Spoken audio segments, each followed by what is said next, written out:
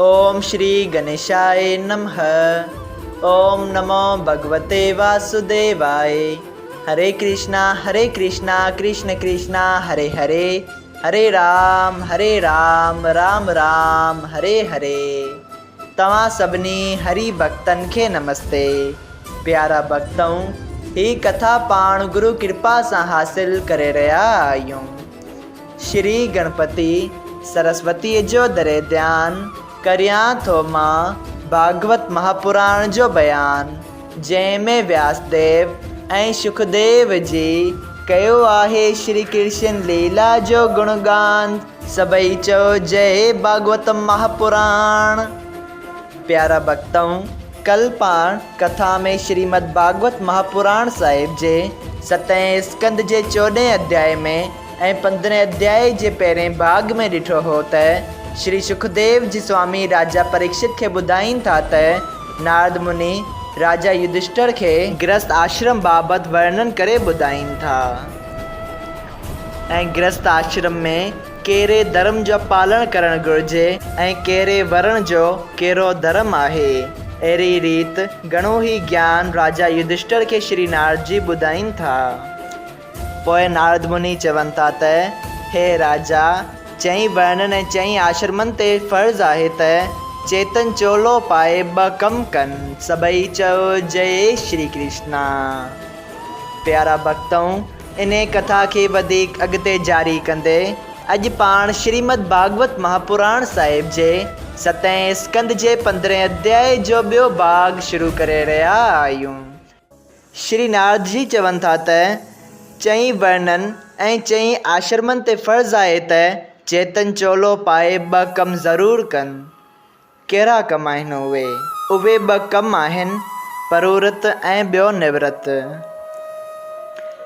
शास्त्र जी आज्ञा अनुसार परुव्रत कम करण वारा जीव चंद्रमंडल जे रस्ते देवलोक में पहुची पंहिंजे कर्मनि जो सुख भोगीनि था ऐं मुद्दत पूरी थियण ते, यानी के टाइम वक़्तु पूरो थियण ते गुज़री वञण ते वरी जनम वठी गर्भ जूण खां नथा छुटनि। मतिलब त 84 लख जूणियुनि जे चकरनि में आवागवन में अचंदा था वञनि ऐं फसंदा था वञनि। लेकिन निवृत कम करण वारा सूरज मंडल जे रस्ते वेंकुंठ में पहुची जनम ऐं मरण जे चकर खां छुटी था वञनि। सभई चओ जय श्री कृष्णा। नारद जी चवनि था त जेको गृहस्थी शास्त्र मुआफ़िक़ पंहिंजे कर्म ऐं धर्म सां रहे थो, सो उन धर्म में बि परमहंस जी पदवी पाए थो सघे। जेको सन्यास ऐं वैराग वठी वरी गृहस्थी थियण जी ख़्वाहिश रखे थो, जेके माण्हू परमेश्वर जी माया में चुंबड़ी ख़राब थी रहिया आहिनि, तिन खे सम्झणु घुरिजे त जीअं रथ में ॿधल घोड़ो रथ खे जेॾांहुं वणेसि ओॾांहुं गियले थो वञे ऐं रथ जो को बि वस नथो हले, तीअं रथ रूपी आहे बदन, तंहिंजो घोड़ो आहे मन। उहो पंहिंजे कर्मनि सां जंहिं लोक में चाहे थो उते वठी वञे थो।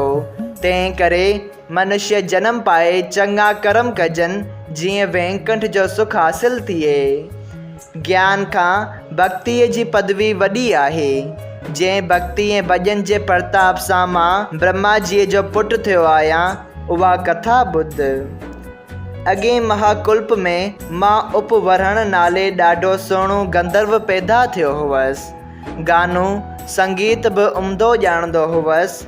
तंहिं करे ज़ालूं मूंखे ॾाढो चाहींदियूं हुयूं ऐं मां बि मथनि मोए जी साण भोग ऐं ख़ुशियूं कंदो रहंदो हुअसि। मां विश्व वीरज देवता जे सभा में वञी गानो ॻाइणु वेठसि, लेकिन मुंहिंजो मन उन्हनि ॾींहंनि में हिकिड़ी स्त्रीअ सां फाथल हो, सो राग ठहियो ई न थिए ऐं ओचितो मुंहिंजी नज़र अंग्रड़केश्वर ते वञी पई ऐं उन जी शक्ल ॾिसी मूं मश्करी विचां खिली ॾिनो। मुंहिंजो कसूर ॾिसी देवता मूंखे श्राप ॾिनो त तूं वञी शूद्र थी, जंहिं ते मां ॿिए जन्म में उन श्राप जे प्रताप करे हिकिड़े ब्राह्मण जे बानीअ वटि, यानी के दासीअ वटि पुट थी अची जनम वरितमि। उते सत्संग ऐं परमात्मा जे भॼन करण जी आयूस मूंखे ही नारद पदवी मिली आहे। सो हे राजा युधिष्ठिर, तूं वॾो भाग्यवान आहीं जो जंहिं श्री कृष्ण जे नाले वठण ऐं भॼन करण सां हिकिड़े ॾींहुं आदमी एॾी वॾी पदवीअ खे पहुचे थो, सो राति ॾींहुं तो वटि हाज़िर रही तोखे पंहिंजो वॾो ॼाणी हुकुम मञे थो। श्री कृष्ण भॻवान जे दर्शन ऐं पूॼण करे तुंहिंजी मुक्ति थियण में को बि सिंसो न आहे। एॾी महिमा श्री कृष्ण जी ॿुधी राजा युधिष्ठिर ऐं अर्जुन श्री कृष्ण महाराज जे प्रेम में पइजी मन में सोच करे चवण लॻा त जंहिं दीन दयाल परमेश्वर टिनी लोकनि जे नाथ जी एॾी पदवी आहे, तंहिंखे असां पंहिंजो भाउ ॼाणी खेसि मिट माइट वांगुरु कमु वरितो। इहो वीचार करे ॿई भाइर श्री कृष्ण जीअ जे चरणनि ते पंहिंजा मस्तक रखी रोवण लॻा। श्री कृष्ण इशारे सां नारद खे चयो त तव्हां मुंहिंजो भेद खोले ॾिनो, हाणे त ही माण्हू मिटी माइटीअ जी मोहबत छॾे मूंखे परमेश्वर ॼाणंदा। नारद जी चयो त हे दीनानाथ, अॼु ताईं त ही तव्हांजी माया में मुंदा पिया हुआ, लेकिन हाणे उन्हनि जो मोह छॾाए खेनि किरतार्थ करियो। एतिरी कथा ॿुधाए सुखदेव जी चयो त हे राजा परीक्षित, इहा सभु महिमा ऐं वॾाई श्री कृष्ण जी ॿुधी राजा युधिष्ठिर प्रेम में अची ख़ुशि थी श्री कृष्ण ऐं नारद जीअ जी विधीअ सां पूजा कई। टें ॾींहं खां युधिष्ठिर श्री कृष्ण भॻवान खे पूर्ण ब्रह्म ॼाणी उन जो ध्यानु ऐं सुमरण करणु लॻो ऐं नारद मुनि उतां खां ब्रह्मलोक ॾांहुं हलियो वियो। सभई चयो जय श्री कृष्णा। श्रीमद् भागवत महापुराण साहिब जे 7 स्कंद जो आख़िरी अध्याय यानी के 15 अध्याय संपूर्ण थियो। हर दफ़े वांगुरु हिन दफ़ो बि हिकिड़ो ॾींहुं ब्रेक हूंदो जंहिं में तव्हां सभिनी हरी भक्तनि खे मौक़ो मिले थो त तव्हांखे को बि सिंसो, को बि सवाल या का बि मुंझ हुजे जेका 7 स्कंद सां रिलेटेड हुजे, 7 स्कंद सां ताल्लुक़ रखंदी हुजे, सा तव्हां बिना कंहिं हिचकिचाहट जे पुछी सघो था। सभई चयो जय श्री कृष्णा।